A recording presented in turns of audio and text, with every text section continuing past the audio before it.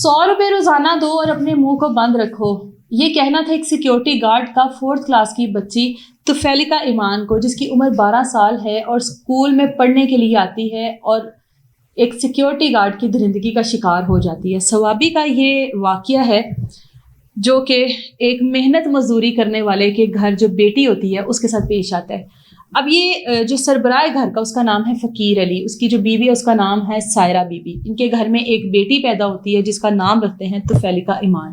طفیلکا جو ہوتی ہے پڑھنے کا بہت شوق رکھتی ہے، کچھ بننا چاہتی ہے، کرنا چاہتی ہے، لیکن جو اس کی والدہ ہیں وہ ہمیشہ سے چاہتی ہیں کہ میری بیٹی جو ہے گھر کا کام کاج سیکھے، باہر نہ جائے، پڑھنے کے لیے نہ جائے۔ لیکن طفیلکا اس کو دیکھتے ہوئے باپ ہمیشہ سے کہتا ہے کہ میری بیٹی کو پڑھاؤ، اگر یہ کچھ بننا چاہتی ہے تو ہم اس کو موقع دیں گے، شاید یہ اپنی زندگی میں کچھ ایسا کر جائے جو اس کی خواہش ہے۔ باپ محنت مزدوری کرتا ہے، بہت محنت کرتا ہے، بہت مزدوری کرتا ہے، بہت کمانے کی کوشش کرتا ہے، لیکن اس طریقے سے، اس حساب سے نہیں کما پاتا جس سے اپنی بیوی اور بچوں کی زندگی جو ہے اچھے طریقے سے گزار سکے۔ سوچتے ہیں یہاں سے چلا جاتا ہوں، باہر چلا جاتا ہوں، باہر جا کے محنت مزدوری کروں گا، ریٹرن میں کچھ اچھا معاوضہ ملے گا تو گھر والوں کو بھیجوں گا، یہ سوچ کر پیسے اکٹھے کرتا ہے اور سعودیہ چلا جاتا ہے۔ سعودیہ میں جاتا ہے، وہاں پر ایک فرنیچر والی دکان پر کام کرتا ہے، ملازمت اس کی پکی ہو جاتی ہے وہاں پر، تو وہ وہاں پر رہ کر کماتا ہے اور اپنی بیوی اور بیٹی کو یہاں پر پیسے بھیجتا ہے۔ ثوابی کا ایک گاؤں ہے، وہاں کا یہ واقعہ ہے۔ بچی جو ہوتی ہے وہ اسکول جانے کی ضد کرتی ہے، باپ کہتا ہے کہ میری بیٹی کو بھیج دو، ماں کی خواہش نہیں ہوتی کہ یہ جائے۔ خیر جو طفیلکا ہوتی ہے اس کو اسکول بھیج دیا جاتا ہے۔ اب یہ گاؤں کا اسکول ہے جو کہ 8ویں کلاس تک کا، مطلب مڈل تک کا یہ اسکول ہے۔ بچی وہاں پر جاتی ہے اور 1 کلاس سے لے کر 4 کلاس میں پہنچ گئی ہے، اسی اسکول میں جا رہی ہے اور شاید 8ویں کلاس تک اسی اسکول میں جاتی رہتی۔ اب بچی جا رہی ہے، پڑھنے کی شوقین ہے، پڑھتی ہے، محنت کر رہی ہے، اچھی بچی ہے، ایک لائق بچی ہے کلاس کی۔ 14 تاریخ کا واقعہ ہے، اسکول میں چھٹی ہوتی ہے۔ طفیلکا جو ہے وہ چھٹی کے بعد بھی پڑھائی میں مگن ہے، اپنا ہوم ورک کر رہی ہے، تمام بچیاں جو ہے وہ گھر کی طرف نکل جاتی ہیں۔ سیکیورٹی گارڈ کی نظر پڑتی ہے کہ ایک بچی بیٹھی ہے، اس کے پاس جاتے ہیں اور اس کو جا کے کہتا ہے کہ تم یہاں پر کیا کر رہی ہو؟ وہ کہتی ہے کہ انکل میرا تھوڑا سا کام رہ گیا ہے، یہ کام ختم کرتے ہی میں گھر چلی جاؤں گی۔ وہ کہتا ہے کہ پرنسپل صاحبہ کا کہنا ہے کہ آپ آ کر ان کے کمرے کی صفائی کرو۔ اب گاؤں میں جو اسکول ہیں وہاں پر ایسا سین نہیں ہوتا کہ پراپر ایک سٹاف رکھا جائے، آیا جی ہو، صفائی والی ہو۔ وہاں کے جو بچے ہوتے ہیں وہی سب کچھ کرتے ہیں، ٹیچرز کے بھی کام کرتے ہیں، اسکول کے بھی کام کرتے ہیں۔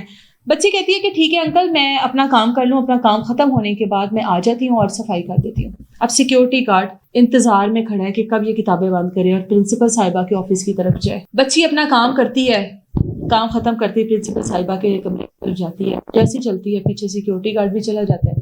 وہ کمرے میں جاتی ہے، وہ اندر جا کے کمرے کا دروازہ بند کر لیتا ہے، کنڈی لگا لیتا ہے اور اس بچی کو دبوچ لیتا ہے۔ بچی کہتی ہے انکل آپ یہ کیا کر رہے ہیں میرے ساتھ؟ جب وہ اس کے ساتھ غلط حرکتیں کرنے لگتا ہے، بچی کو محسوس ہو جاتا ہے کہ یہ میرے ساتھ کچھ غلط کرنے لگا۔ بچی کہتی ہے انکل آپ میرے ساتھ یہ سب کچھ نہ کریں، میں پڑھنے کے لیے آئی ہوں، میری تو والدہ پہلے نہیں چاہتی کہ میں پڑھوں، میرا تو گھر سے نکلنا بند ہو جائے گا، مجھے پڑھنے نہیں دیا جائے گا، میں کچھ بننا چاہتی ہوں، کچھ کرنا چاہتی ہوں، آپ یہ سب کچھ میرے ساتھ نہ کریں۔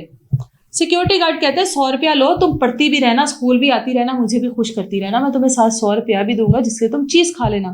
خیر بچی کی نہیں سنتا، بچی کے منہ پر ہاتھ رکھتا ہے اور اپنی ہوس کو پورا کرتا ہے اس بچی کے ساتھ۔ بچی 100 روپیہ وہیں پر پھینکتی ہے، اس کو دھمکاتا ہے کہ کسی کو بتانا نہ، میں یہ کر دوں گا، وہ کر دوں گا۔ بچی گھر آتی ہے، روتے ہوئے ماں کو سارا واقعہ بتا دیتی ہے کہ آج میرے ساتھ یہ سب کچھ ہوا۔ اب والدہ وہ ہے جو چاہتی ہی نہیں تھی کہ بچی اسکول جائے، والدہ پریشان ہوتی ہے، والد یہاں پر ہے نہیں، والد سعودیہ ہے، اپنے بھائی کو فون کرتی ہے، یعنی کہ طفیلکا کے ماموں کو، اس کو فون کر کے بلاتی ہے اور اس کو کہتی ہے کہ تم آؤ اور آ کر مجھ سے بات کرو، مجھے تم سے کوئی بہت ضروری بات کرنی ہے، ایک مسئلہ ہو گیا ہے۔ اب وہ آتا ہے، اس کو بتاتی ہے کہ یہ سب کچھ ہوا ہے، مجھے لگتا ہے کہ ہم لوگوں کو اس بات کے لیے چپ رہنا چاہیے، نہیں تو ہماری بدنامی ہوگی۔ بھائی کہتا ہے کہ ایسا کچھ بھی نہیں ہوگا، آج ہماری بچی شکار ہوئی ہے، کل کو اسکول میں اور بھی بچی ہیں، کل کو ان کے ساتھ یہ سب کچھ ہوگا تو میں تو پولیس کارروائی کرواؤں گا۔ پولیس کے پاس جاتے ہیں، FIR کرواتے ہیں۔ سیکیورٹی گارڈ جس نے یہ سب کچھ کیا، لیاقت اس کا نام ہے، FIR درج ہوتی ہے، بچی کا میڈیکل ہوتا ہے جس میں ثابت ہو جاتا ہے کہ بچی کے ساتھ یہ سب کچھ ہوا۔ اب جب پولیس کو یہ سارا واقعہ بتایا جاتا ہے تو یہ کیونکہ واقعہ آج کل ویسے ہی بہت سینسیٹیو ہے کہ بچیوں کے ساتھ اسکول میں، کالجز میں، انسٹیٹیوٹ میں، یونیورسٹیز میں یہ سب کچھ ہو رہا ہے اور جب ہو جاتا ہے تو وہاں کی انتظامیہ جو ہے وہ اپنے ہاتھ کھڑے کر لیتی ہے تو ہمارا تو کوئی قصور ہی نہیں ہے, ہم لوگوں کو تو اس واقعے کا پتہ ہی نہیں ہے, ایسا تو کچھ ہوا ہی نہیں ہے. خیر جو ایسے جو صاحب ہے وہ فوری طور پر ایکشن لیتے ہیں, 2 سے 3 ریڈ کرتے ہیں, جس کے بعد جو سیکیورٹی گارڈ لیاقت ہے اس کو گرفتار کر لیا جاتا ہے. جب اس کو گرفتار کر لیا جاتا ہے تو وہ تمام تر جو واقعہ ہے اس کو قبول کرتا ہے, مانتا ہے کہ اس نے اس بچی کے ساتھ یہ سب کچھ کیا, وہ منتیں کرتی رہی, معافیا مانگتی رہی, لیکن اس نے اس کو نہیں بخشا. یہ تھا وہ سارا واقعہ جو اس کے صوابی کے ایک گاؤں میں پیش آیا.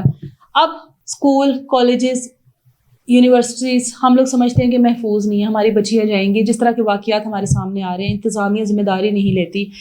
جہاں پر اس طرح کا کوئی واقعہ ہو اس بندے کو فوری طور پہ سزا دے دی جائے, اس کو سنسار کر دیا جائے, اس کو وہاں پر الٹا لٹکا دیا جائے, عبرت کا نشانہ بنا دیا جائے, تو تمام آنے والا جو بھی اس طرح کا سٹاف ہوگا, چاہے وہ کلریکل سٹاف ہو, چاہے وہ سیکیورٹی سٹاف ہو, چاہے وہ کوئی بھی ہو, گرلز کیمپس میں کوئی بھی میل سٹاف ہو, کسی بھی ڈیزگنیشن پر ہو, تو اس کو پتہ ہونا چاہیے کہ اس طرح کا کام کرنے کے بعد اس طرح کی سزا ملے گی تاکہ ہماری بچیاں جو ہیں وہ محفوظ رہ سکیں.